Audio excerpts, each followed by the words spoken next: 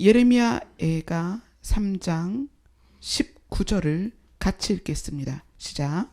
내 고초와 재난 곧 쑥과 담즙을 기억하소서. 예레미야 애가는 애통해하며 부르는 노래입니다. 예레미야가 자기의 나라, 자기의 민족, 자기의 국가, 자기 백성을 위해서 슬픈 마음으로 불렀던 노래입니다. 근데 이 예레미야 애가의 한 구절이 이렇게 시작하는 거예요. 나의 고초와 재난. 근데 고초와 재난이 어떤 것으로 표현을 하고 있냐면 쑥과 담즙이다. 쑥과 담즙을 여기다 써놓은 것은 우리가 입으로 맛을 보아서 우리가 먹는 것 중에, 물론 지금은 더 쓴 것도 있을 수 있겠죠.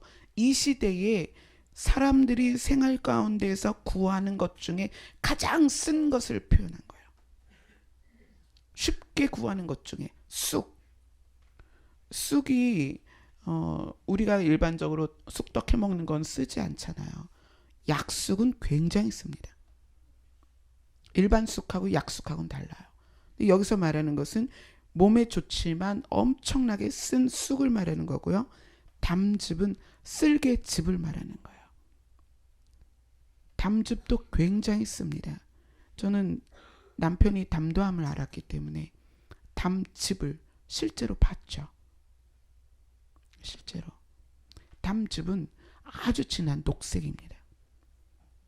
그래서 저희 남편은 이제 담도함이기 때문에 담즙이 담도를 통해서 여러 기관으로 가야 되는데 못 갔어요. 그래서 그걸 어떻게 하냐면 배를 뚫어서 밖으로 배출을 해주는 거예요. 그러니까 그 담즙이 기관으로 가서 온 몸으로 돌면 황달이 안 오는데 담즙이 그거를 기관을 제대로 가지 못하면 황달이 오는 거예요. 피에 섞여가지고. 근데 담즙은 녹색이면서 거의 검은색에 가까운 그런 색깔이에요. 근데 예레미야가 나의 고초와 재난, 이것은 나의 고초와 재난이라고 표현하지만 나의 민족의, 나의 백성의, 나의 나라의 고초와 재난이 쑥과 같고 담즙과 같았다, 이렇게 이야기를 해요. 그러면서 3장 1절부터 18절까지는 정말 많은 종류의 고난과 고통을 표현하고 있습니다. 여기에 나와 있는 1절부터 18절 안에 고난과 고통을 제가 쭉 읽어보면서 마치 내가 지나왔던 고통, 마치 내가 경험했던 고통 같은 것들이 서술되어 있어요. 여러분도 한번 이거 읽어볼 필요가 있습니다.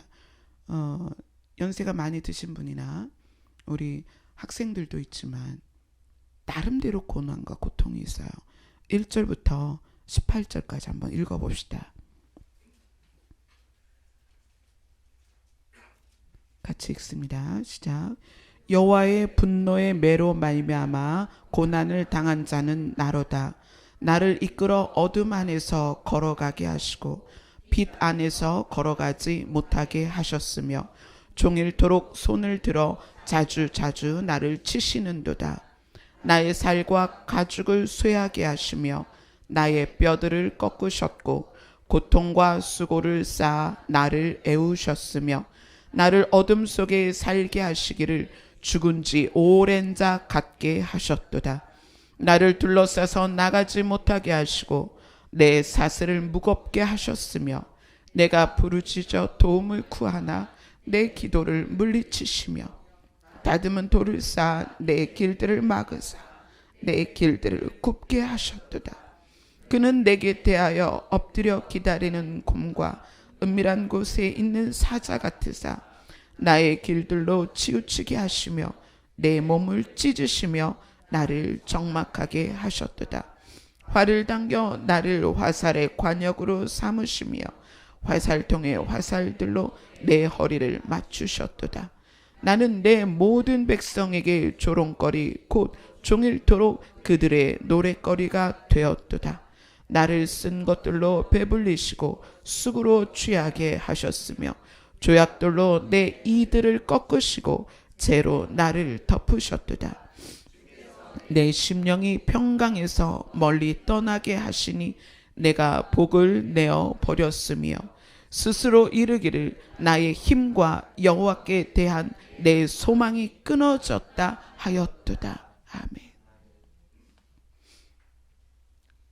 지금도 여러분이 고난 가운데 계신 분이 있고 지금 인터넷을 통해서 함께 예배드리고 있는 우리 인터넷 성도님들이 이 길을 가고 있는 분들이 많이 있습니다. 과거를 돌이켜서 또한 이런 길을 왔던 분들도 많이 있을 것입니다. 예레미야가 이것을 쭉 고백하면서 나의 고초와 고난이 쑥과 담즙 같다. 그리고 20절에 이렇게 얘기합니다. 내 마음이 그것을 기억하고 내 마음 안에서 지금까지 지나온 모든 고초와 재난을 기억했다는 것, 담아놨다는 거예요. 내 마음에 담아놨더니 내가 낙심이 되었다. 낙심, 마음이 쿵 떨어져 버린 거예요. 어떻게 돼요? 마음이 산산조각이 나는 거예요. 마음이 다 부서지는 거예요. 마음이 깨져버린 상태고요. 마음이 찢어진 상태예요. 그리고 나서 21절에 이렇게 이야기하죠. 이것을 내가 내 마음에 담아두었더니 그 고초당한 것과 재난당한 것을 가지고 마음으로 깊이 묵상하였더니 그러면서 바뀌는 거예요. 오히려 그것이 나의 소망이 되었다. 왜냐하면 그 많은 고초와 재난이 어떻게 나에게 소망이 되었느냐 하면 그 다음에 22절을 같이 읽겠습니다. 시작. 여호와의 인자와 긍휼이 무궁하심으로 우리가 진멸되지 아니함이니이다. 여호와의 인자와 긍휼, 여호와 하나님의 사랑과 우리를 불쌍히 여기심이 영원하심으로 우리는 절대로 사라지지 않을 것이다. 그 고초와 재난 때문에 우리가 죽은 것 같고 깨어져 버린 것 같고 산산조각 난 것 같지만 여호와의 사랑과 긍휼, 우리를 불쌍히 여기심이 영원하기 때문에 우리는 절대로 그렇게 버려둠 되지 않을 거라는 거예요. 아멘. 그러면서 고백을 해요. 23절 같이 읽습니다. 이것들이 아침마다 새로우니 주의 성실하심이 크시도소이다. 이것들이 아침마다 새롭다는 것은 여호와의 사랑과 우리를 불쌍히 여기심이 아침마다 새롭기 때문에 주의 성실하심이 크시도소이다. 아멘. 자, 오늘 부활주일입니다. 이 말씀이 우리와 연결이 되어서 우리에게 부활이 무엇이냐를 가르쳐 주어야만 합니다. 여기에는 지금 예수 그리스도의 피도 없고 예수 그리스도의 고난도 없고 예수 그리스도의 보혈도 없습니다. 그런데 예레미야는 왜 이것을 가지고 우리에게 소망을 주고 있는 걸까요? 예레미야 31장으로 갑니다.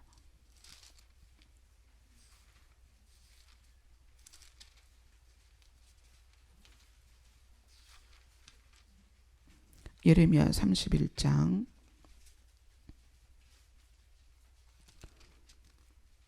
예레미야는 자기 자신이 무엇을 이야기해야 되는지 정확하게 알고 이 예레미야라는 책을 통해서 우리에게 예레미야 애가에서의 그 고백이 소망이 되는 이유를 알려주고 있습니다. 예레미야 31장 31절부터 34절까지입니다.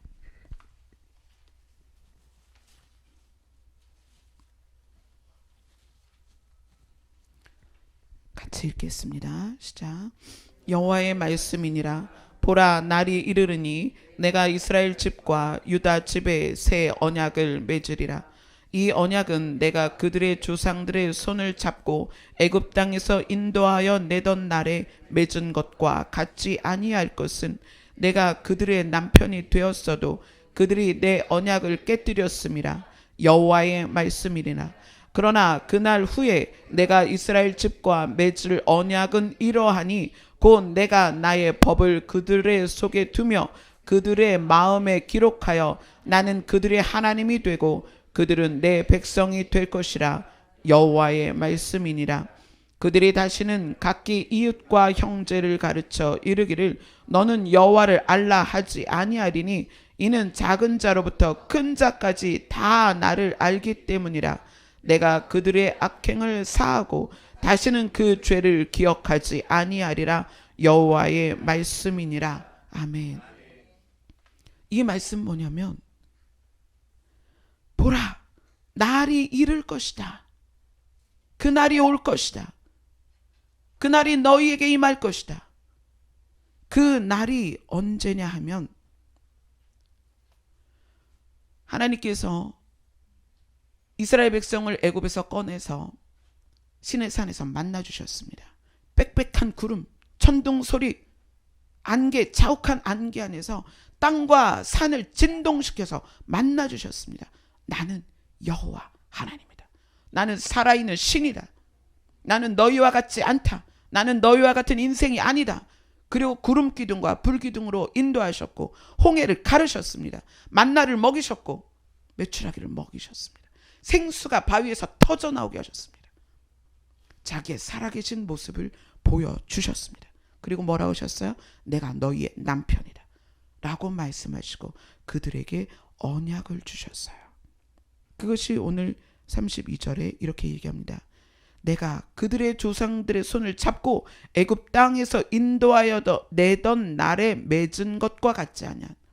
그때 맺었던 언약이 뭐냐면 율법이었어요.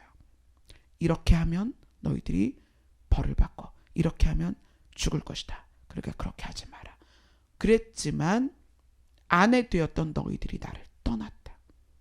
그러나 이제 날이 이를 것이다. 그 날이 이르려면, 그 날이 우리에게 오면 새로운 언약을 맺을 것이다. 그 언약은 옛 언약 같지 않다라고 이야기하십니다. 그리고 그 언약의 특징이 뭐냐면 33절에 마음에 기록할 것이다. 율법은 돌에 새겨 주었고 모세는 긴 책에다 그 율법을 기록했습니다. 그러나 새 언약은 내가 너희들의 마음에 기록할 것이다. 너희 마음판에 새겨줄 것이다. 그리고 그 날이 여러 번 우리에게 등장하게 됩니다. 첫 번째 그 날은 언제냐면 하나님 당신이 사람 가운데 오신 날입니다. 메시아로 이 땅에 오신 날이에요. 언약이 출발되는 거예요. 우리의 마음에 새겨줄 언약을 펜대에다가 잉크를 찍는 그 시점이 예수 그리스도가 이 땅에 오신 시점이에요. 그리고 그 다음에 또 그날이 언제냐면 예수님께서 부활하신 날이에요. 새 언약을 우리에게 주시는데 그 언약이 효력을 발생할 수 있어야 되잖아요. 그 효력을 발생할 수 있도록 하는 기점이 언제냐면 예수 그리스도께서 부활하신 거예요. 봐라, 나는 살아있는 하나님이다. 너희가 창으로 찌르고 십자가, 나무 십자가에 나를 못을 박아서 매달아서 물과 피를 다 쏟고 죽게 만들었지만 봐라, 나는 여호와 하나님이다. 새 언약을 우리의 마음판에 새길 수 있는 그 기점이 뭐다? 예수 그리스도의 부활입니다. 나는 인생이 아니다. 나는 너희들이 보는 것처럼 죽일 수 있는 사람이 아니다. 나는 여호와 하나님이다. 그것을 증명한 것이 십자가에서의 부활의 사건입니다. 아멘. 그 언약에 대해서 이렇게 이야기하십니다. 나는 그들의 하나님이 되고 그들은 내 백성이 될 것이라. 예수 그리스도의 피, 언약의 피, 그 약속의 피를 받아들이면, 우리가 금요일 날은 뭐라고 얘기했어요? 참 사랑을 받아들이는 자, 참 진리를 받아들이는 자는 어떻게 될 것이다? 구원을 얻을 것이다. 금요일날 나눴잖아요. 그죠? 오늘 말씀은 그 마음에 기록해야 되는 잉크가 뭐다? 부활한 잉크예요. 살아난 피라는 얘기예요. 너희들과 같지 않다는 거예요. 그것을 그 살아있는 피를 찍어서 어떻게 우리 마음판에 새겨주시겠다는 거예요. 그랬을 때 그것이 우리 마음에 기록이 되면 나는 그들의 하나님이 되고, 하나님께서 말씀하시는 거예요. 너희 마음판에 그 살아난 피로 약속을 새기면 나는 너희들의 하나님이 되어줄 것이다. 그리고 너희는 나의 백성이 될 것이다. 그리고 34절에 말합니다. 그들이 다시는, 여기서의 그들이 다시는 누구냐면 마음판에 부활하신 예수 그리스도의 피로 잉크 삼아서 마음의 새 언약을 새긴 사람들은 다시는 이웃과 형제를 가르쳐 이르기를 너는 여호와를 알라 하지 않을 것이다. 왜냐하면 이제 우리는 다 아는 거예요. 여호와 하나님이 누구신지 아는 것입니다. 알라라고 말하지 않아도 되는 거예요. 너도 알고 나도 알고. 그 살아난 피로써 마음에 새 언약을 적은 사람들은 예수 그리스도가 누구인지 아는 거예요. 그래서 우리 공동체가 서로 대화를 하면서 예수님이 누구야? 라고 얘기하지 않잖아요. 그죠? 왜요? 우리는 이제 다 알고 있습니다.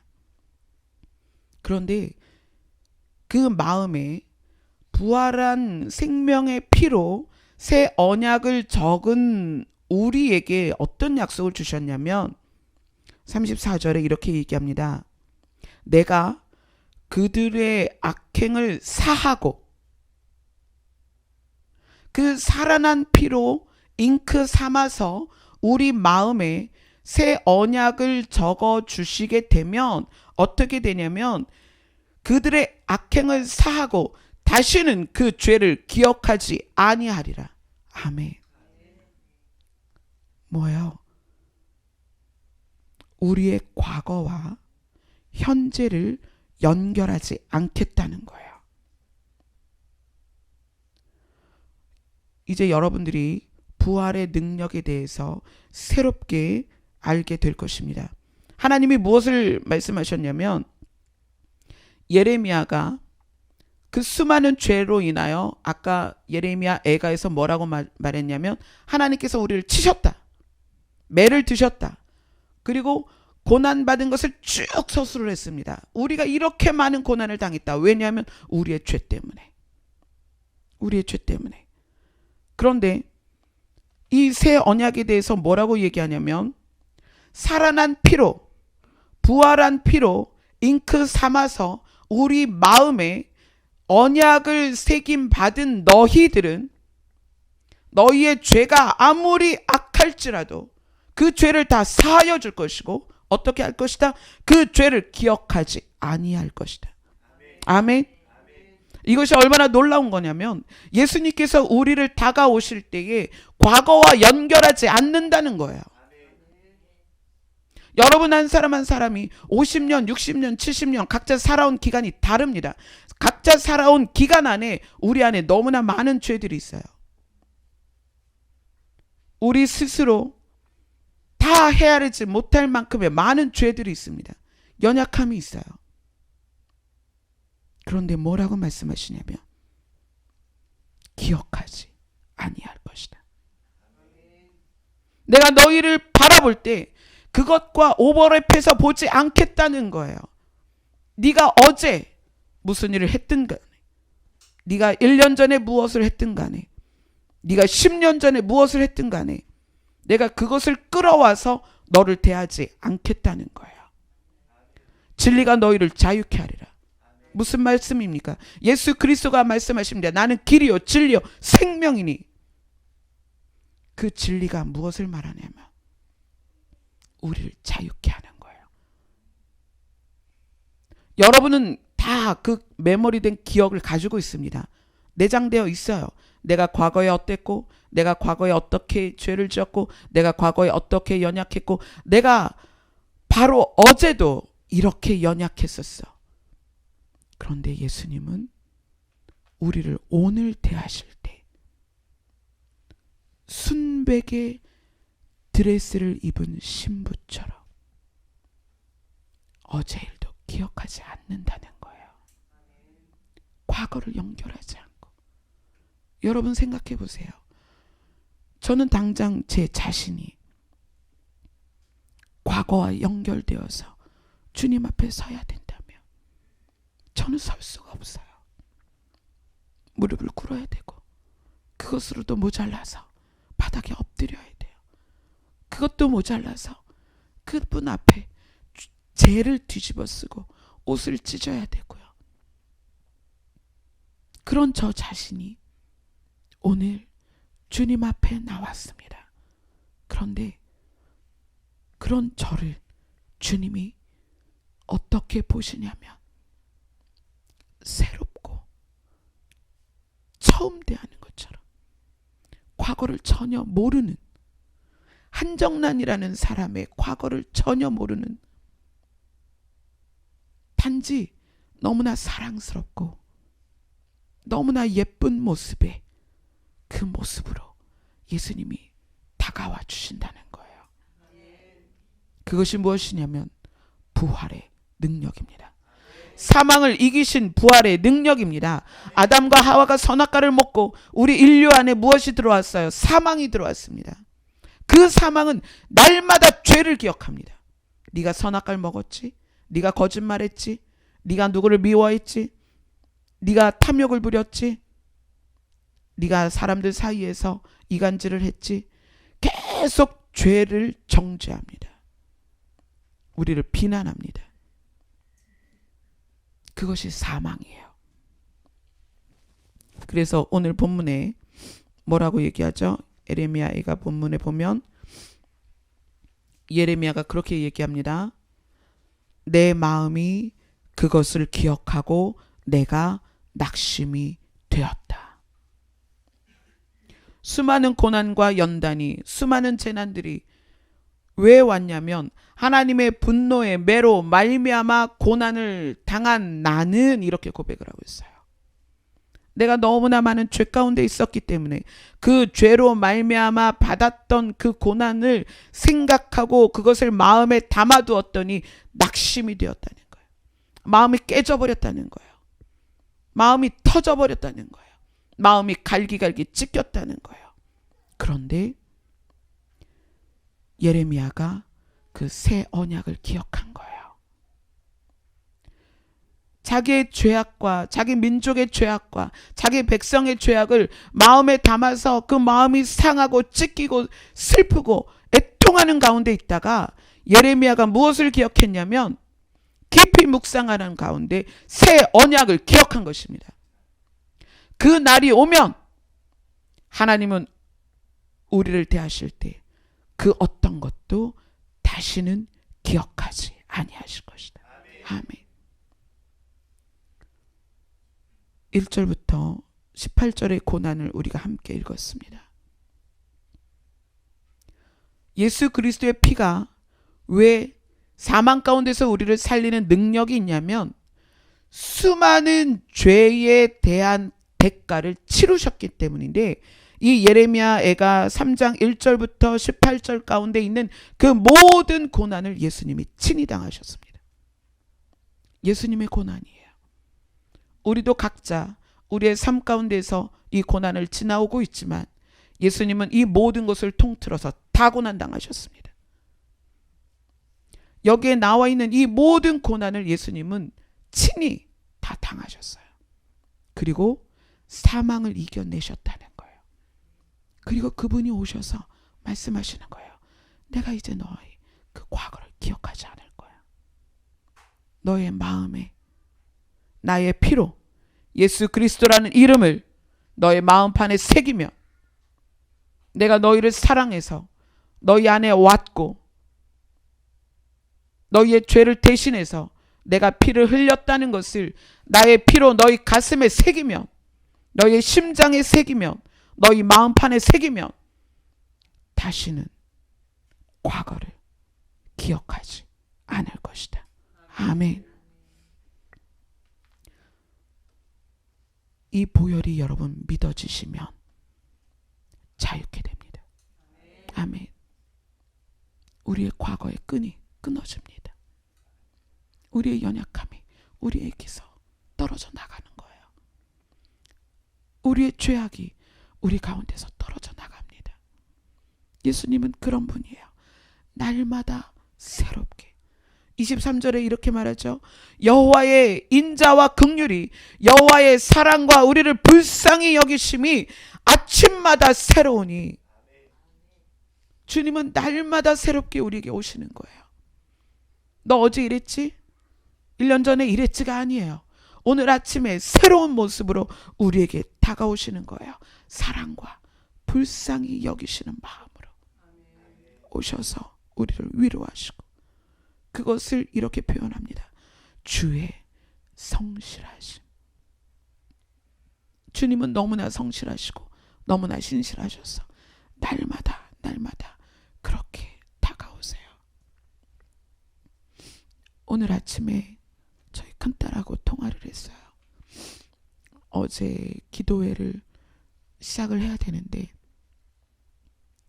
찬미가 문자가 왔어요. 엄마, 나 잠깐 외출을 했는데 카페예요. 그런데 너무 힘들어요. 외롭고 죽을 것 같고 자살하고 싶고 너무 힘들어요. 죽을 것 같아. 엄마, 나 좀 살려줘. 근데 2시간 거리에 있잖아요. 그 아이는 지금 카페에 앉아있고 저는 교회에서 기도회를 준비를 해야 되는데, 그래서 핸드폰을 가지고 사무실로 갔어요. 그리고 통화를 하기 시작했어요. 찬미야, 네가 지금 느끼는 것은 실제가 아니야. 그건 사실이 아니야. 그리고 위로하고 격려를 했어요. 아이는 거의 한 20분 정도를 괴로워했어요. 그리고 전화를 끊고 저는 기도회를 5시까지 마무리를 했죠. 중간에 문자가 왔는데 이 아이가 4시에 병원에 들어갈 거예요. 그랬는데 2시 그때 저랑 통화하고 나서 엄마, 저 병원으로 들어가고 있어요. 이렇게 문자를 남겼더라고요. 후에 보니까. 근데 오늘 아침에 전화가 왔어요. 엄마, 그렇게 죽을 것 같고 두렵고 죽을 것 같기 때문에 자살하는 거예요. 그게 두려워서. 자살하는 분들은 죽을 것 같은 공포가 너무 두려워서 스스로 목숨을 끊어버리는 거예요. 그러한 고통 가운데 있으면서 저하고 통화를 하다가 엄마 통화를 하다가 눈을 뜨고 봤는데 엄마, 세상은 살아있어. 살아있는 세상이 보여. 세상은 살아있는데 나는 죽을 것 같이 느꼈다는 거예요. 그러면서 그렇게 얘기하는 거예요. 엄마가 성령 받았을 때 만물이 살아있는 것 같고 이파리가, 꽃잎이, 풀들이 노래하는 것 같고 사람들 하나하나가 살아있는 것 같이 보였던 것처럼, 엄마, 내가 그 순간에 엄마랑 통화를 하고 눈을 들어 세상을 봤는데 세상이 살아있는 것 같았어. 아, 내가 살아있는 세상 가운데서 죽음을 느끼고 있었구나. 그래서 그 아이가 병원으로 들어갔어요. 그리고 오늘 다시 하나님을 바라보며 살고자 하는, 엄마, 세상은 살만한데 내가 잘못 생각하고 있었던 것 같다. 그렇게 아침에 통화를 하고 아이는 다시 하나님을 향하여 바라보기를 결심하면서 통화를 끊었습니다. 우리는 매 순간순간 연약하고 날마다 무너집니다. 그런데 하나님의 사랑과 우리를 불쌍히 여기심은 영원하세요. 그 영원하심이 우리에게 다가오셔서 날마다, 그것도 아침마다 새롭게 우리에게 다가오시는 거예요. 우리의 과거를 우리와 연결시키는 것이 아니라 과거를 우리에게서 제하시고 새로운 우리를 바라보세요. 새로운 사랑으로 우리에게 다가오시는 거고요. 새로운 사랑으로 우리를 붙잡으시는 거예요. 어제의 너를 기억하지 마라.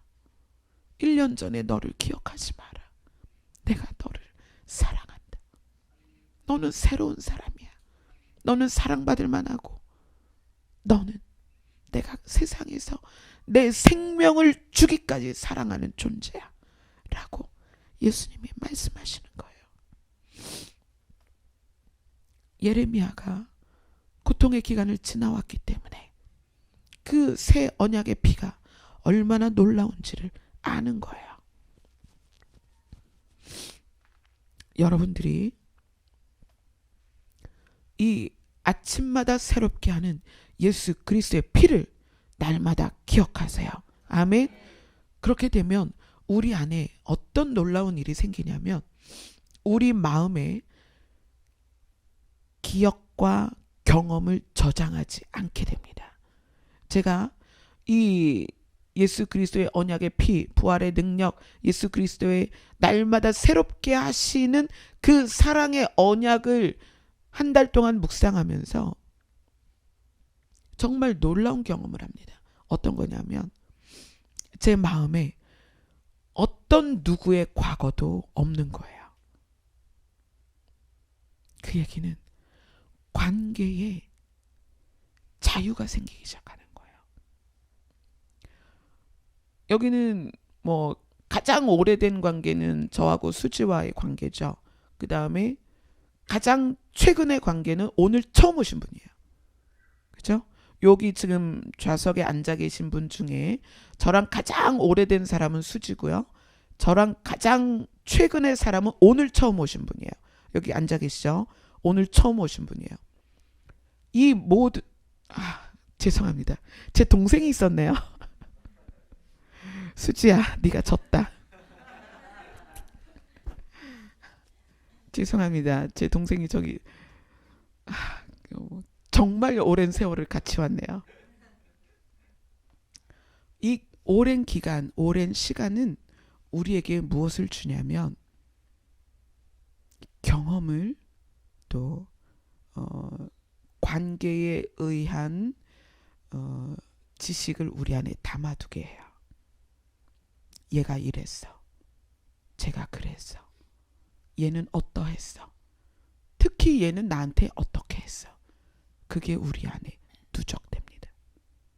이게 누적이 돼서 누적된 데이터로 상대를 대합니다. 너 이랬지? 자, 제가 오늘 여기 서 있지만 30년 전에 저를 보고 30년 동안 연락이 없었다면 그 사람은 30년 전에 저를 기억하고 저를 대할 것입니다. 그렇죠? 그러면 30년 전에 미성숙하고 부족했던 저를 기억했던 사람이 그 데이터를 가지고 저를 대하면서 선입견을 가지고 대하겠죠. 너 예전에 그랬지? 그리고 어떻게 연결이 되냐면 지금도 여전히 그럴 거라고 생각하는 거예요. 그죠? 그럴 수 있습니다. 여러분 만약에 초등학교 동창을 수십 년 만에 만났다면 초등학교 동창이 뭐 화장실을 가다가 너무 급해서 바지에 쌌다던가 그 기억을 그대로 가지고 연결해서 지금도 너 그러지? 너 지금은 안 그러니? 그럴 거 아니에요. 그죠? 과거와 연결된 데이터, 이것이 상대도 죽이고 나도 죽이는 거예요. 왜 그럴까요? 자, 왜 그러냐면 우리가 기억을 마음에 두니까 오늘 예레미야는 그렇게 얘기했잖아요. 내 마음에 그것들을 기억하고 담아두니까 내 마음이 낙심이 됐다. 이렇게 얘기를 하죠. 자, 우리는 이제 나쁜 기억들이 많아요. 나쁜 기억들은 쉽게 사라지지 않습니다. 나쁜 기억들은 차곡차곡 쌓여요. 우리 마음에. 제가 목회자니까 목회자로서 죄송합니다. 눈물이. 자, 이런 경우가 있습니다. 담임 목회자가 여러 부교육자하고 사역을 같이 하는데 한 부교육자가, 이거는 이제 저희가 여기 이사 올 민족성시교회를 개척할 당시 그 교회 자리에 사역했던 그 교회가 그랬었던 경험이 있어요. 그래서 그 예를 들어드리는 거예요. 근데 그 부교육자가 개척을 하면서 성도의 반을 데리고 나간 거예요. 그러니까 담임 목사님이 그게 상처가 되셨어요. 그래서 그 다음부터 어떻게 되겠어요? 새로운 부교육자가 올 때마다 보는 거예요. 이 부교육자가 사람들하고 친밀한 것이 어떻게 보이겠어요? 또 데리고 나가려고 하는 것처럼 보이는 거예요. 그리고 성도들이 모여서 교제를 하면 쟤네들이 당을 잃어서 교회를 나가려나 이렇게 보는 거예요. 그러고 나니까 관계가 어떻게 돼요? 매우 힘들어지는 거예요. 뭐 그런 다른 예를 들면 주인과 세입자 관계를 한번 생각해 보세요. 주인 입장에서 세입자가 건물을 파손시키고 월세를 제때 안 내고 이사가 가면서도 주인에게 많은 피해를 줬어. 그게 거듭되면 주인 입장에서는 세입자가 들어올 때마다 어떻게 하겠어요? 씁시다. 정확하게 기록하고 확인하고 따지고 한 푼도 손에 안 보려고 하겠죠. 뭐예요? 나쁜 기억은 우리의 마음을 강팍하게 합니다. 나쁜 기억이 우리에게 누적되면 굉장히 우리의 마음이 단단해집니다. 강팍해져요. 왜 큰 교회 목사님들이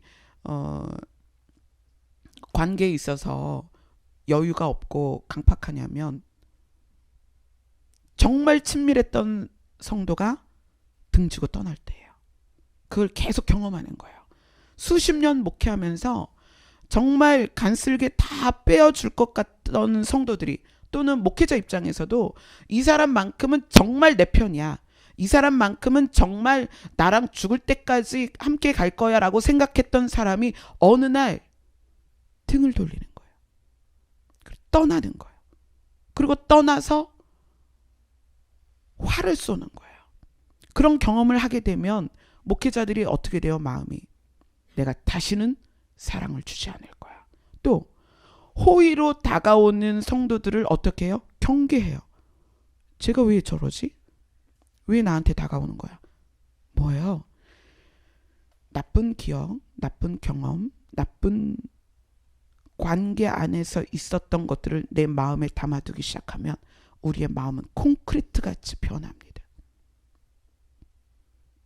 그래서 오늘 예레미야처럼 자기 마음에 그것을 담았더니 내 마음이 산산조각 났다, 이렇게 우리가 고백할 수밖에 없어요. 그래서 우리가 부활의 보혈이 필요한 거예요. 어떻게? 날마다 새로워지는 경험을 아침마다 하셔야 됩니다. 모든 사람을 대할 때, 어떤 사람을 대하든 그것이 나 자신이어도 마찬가지입니다. 여러분 자기 자신이 자기 자신을 엄청나게 공격하고 있는 거 아시나요? 여러분이 정말 누구를 가장 미워한다고 하는데 돌이켜보면 그 미워하는 대상이, 가장 미워하는 대상이 자기 자신인 경우가 너무 많아요. 그것조차도 기억이 저장되어 있어서 그래요. 나는 이래, 나는 이런 사람이야. 뭐죠? 과거의 기억이 내 안에 저장되어 있기 때문에 그걸 가지고 나를 본다는 얘기예요. 아침마다 새롭게 하시는 보혈의 능력은 우리 안에 마음에 담아져 있는 모든 기억들과 경험들을 단절시키는 거예요. 놀라운 능력이 있습니다. 여러분, 좋은 기억은 그럼 담아두면 좋을까요? 아니요, 그렇지 않아요. 제가 2015년 11월에 여기 이사 와서 지금 2018년 4월 1일입니다. 많은 시간이 지났어요. 이 많은 시간 동안에 정말 많은 사람들이 여기를 다녀가셨습니다. 보고 싶었다. 전도사님 정말 실제로 보고 싶었다. 그럼 그분들이 저에게 충고하고 또 그렇게 하고 떠났을까요? 아니요. 전부 저를 사랑한다고 하고 저를 좋아하는 마음으로 오셨기 때문에 저를 안아주고 가셨어요. 이러한 좋은 기억들이 우리 안에 차곡차곡 쌓이면 어떻게 되겠어요? 내 안에 그 쌓인 것이 자신감이 돼요. 자신감이 뭐죠? 내가 나 스스로를 세워가는 거예요. 그게 결국 교만이 되는 거예요. 내가 하나님 없이도 잘할 수 있을 것 같고, 그거는 저는 이제 상담이 누적되어 있잖아요. 상담의 경험이 굉장히 데이터가 많습니다. 그러면 그것이 제 데이터 안에서 어떤 작용을 할까요? 누군가 상담하러 왔을 때 데이터 안에서 골라서 뽑아낼 수 있어요. 그렇게 되면 성령께서 저를 가르치실 필요가 없죠. 제가 설교를 참 많이 했습니다. 그러면 성경 어디를 피면 그 본문은 이거야 라는 데이터가 계속 생기고 있죠. 그럼 성령의 조명이 필요 없습니다. 좋은 거 여러분 담아두지 마세요. 좋은 거 담아두면 교만해지거나 자신감이 생겨서 나를 세워갑니다. 그리고 어떻게 돼요? 그것이 하나님을 떠나는 거예요. 하나님께서 저에게 거룩이라는 것으로 표현해 주실 때, 하나님 제가 뭐가 거룩했어요? 그때 뭐라고 말씀하셨냐면, 네가 마음의 고통 가운데서도 나에게 돌아왔고, 육신의 고통 가운데서도 나에게 왔고, 가난 가운데서도 나에게 왔고, 너의 남편이 아플 때도 나에게 왔고, 남편이 세상을 떠났을 때도 나에게 왔고, 너의 자녀가 아팠을 때도 나에게 왔고, 너가 나에게 온 것이 거룩이다 라고 얘기하십니다. 좋은 것이 내 안에 쌓이면 우리의 발걸음이 그 좋은 데이터 안에 머뭅니다. 안 가요. 책 많이 읽어보세요. 정말 책 많이 읽어서 지식이 많아지잖아요. 누구한테 배우려고 안 해요. 내 안에 지식이 많으니까. 여러분이 영적인 경험, 성경 말씀, 또 기도한 많은 시간들 다 버리세요. 날마다 새롭게 하나님이 조명하시는 말씀으로 사세요. 날마다 새롭게 하나님이 부어주시는 은혜로 그날 발걸음을 뛰셔야 됩니다. 내가 예전에 이랬었는데 이때 잘 됐어. 그러니까 오늘도 그렇게 할 거야. 그게 아니라는 얘기예요. 여러분은 날마다 주님 앞에 머물면서 주님이 그날 주시는 새 은혜 안에서 인도를 받으셔야 됩니다. 그래야 교만해지지 않아요. 저 자신이 흔들리는 무릎을 가지고 날마다 주님 앞에 무릎을 꿇는 것은 1년 전에, 2년 전에, 3년 전에 주신 말씀으로 여러분 앞에 쓰지 않으려는 거예요. 날마다 새롭게 부으시는 말씀이 아니면 제가 설교를 할 수가 없어요. 물론 설교 노트 과거 거 다 있습니다. 그거 옛날 거 펴가지고 살 조금 붙이고 내용 바꾸면 설교할 수 있어요. 그러나 거기에는 생명이 없습니다. 왜냐하면 오늘 주시는 말씀이 아니기 때문이에요. 10년 전에 주신 말씀이 우리에게 지금도 교훈이 될 수는 있습니다. 그러나 오늘 우리에게 하나님은 아침마다 새롭게 오시는 거예요. 그리고 말씀하십니다. 오늘 내가 너에게 이렇게 말하고 싶다. 그걸 들어야 돼요. 그렇기 때문에 과거에 주셨던 말씀, 과거에 주셨던 어떤 은혜가 아니라 오늘 나는 아무것도 없는 자같이 주님 앞에 서는 것입니다. 그게 누구예요? 심령이 가난한 자입니다. 심령이 가난한 거예요. 날마다 가난한 거예요. 주님이 아니면 내가 오늘도 살 수가 없습니다. 주님이 은혜를 주시지 않으면 내가 오늘도 견딜 수가 없습니다. 주님이 나에게 사랑을 부어주지 않으시면 내가 오늘 살 수가 없습니다. 그게 뭐예요? 심령이 가난한 자예요. 그 심령이 가난한 자에게 천국의 문이 열리는 것입니다. 열린 하늘문이 누구에게 허락되는가? 날마다 새롭게 하나님이 부으시는 그 은혜를 먹으며 사는 자들입니다. 그 언약의 피로 우리 가슴에 우리 마음에 예수 그리스도의 피로 언약이 새겨진 자들이 이제 그날을 기다리고 있습니다. 우리가 아까 읽었던 예레미야서 31장에 그 날이 오면, 그 날이 언제요? 이제 우리가 기다리는 그날, 세 번째 그날. 첫 번째 그날은 예수님이 초림하셔서 메시아로 오셨던 날. 두 번째 그날은 사망 권세를 이기셨고 봐라 내가 하나님이다 라고 증거하신 부활하신 날. 세 번째 그날은 언제냐면 이제 다시 오실 날입니다. 아멘. 이제 우리는 그날을 기다리는 거예요. 예수 그리스도께서 만왕의 왕으로 우리의 신랑으로 완전한 통치를 이루시는 그 날을 우리가 기다리고 있습니다. 아멘. 자, 오늘 본문 예레미야가 3장 24절 25절 같이 읽습니다. 시작. 내 심령에 이르기를 여호와는 나의 기업이시니 그러므로 내가 그를 바라리라 하도다. 기다리는 자들에게나 구하는 영혼들에게 여호와는 선하시도다. 아멘. 내 마음이 여호와가 우리가 받을 상급인 거예요. 다시 오실 예수 그리스도, 우리에게 임하실 여호와가 우리의 상급이에요. 그분이 오시기로 작정하셨고 우리는 그분을 지금 기다리고 있습니다. 그래서 이렇게 얘기하죠. 기다리는 자들에게나 구하는 자들, 그 영혼들에게 여호와는 선하시다. 그래서 사람이 여호와의 구원을 바라고 잠잠히 기다림이 좋도다라고 25절에 26절에 이야기하고 있습니다. 여러분의 부활이, 또 부활절이 여러분에게 어떤 의미입니까? 우리는 우리의 신앙생활의 기간만큼 매년 부활을 나누었고 경험했습니다. 이제 2018년도의 부활은 어떤 의미냐면 날마다 새롭게 하시는 예수 그리스도의 보혈을 맛보는 부활절입니다. 아멘. 이제 여러분 과거와 나를 연결하지 마세요. 예수 그리스도의 피는 사망에서 우리를 건지셨어요. 사망에서 우리를 건지셨다는 것은 과거 사망이 우리와 단절됐다는 거예요. 이제 그것을 끄집어내지 마세요. 그리고 사람에게도 누적된 데이터로 사람을 보지 마세요. 날마다 새롭게 보세요. 그러면 어떤 일이 있느냐?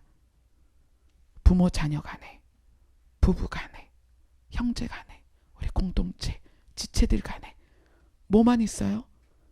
새로운 사람만 있는 거예요. 어제 나를 욕했더니 아니에요. 이제는 10년 전에 나를 힘들게 했던 그게 아니에요. 뭐예요?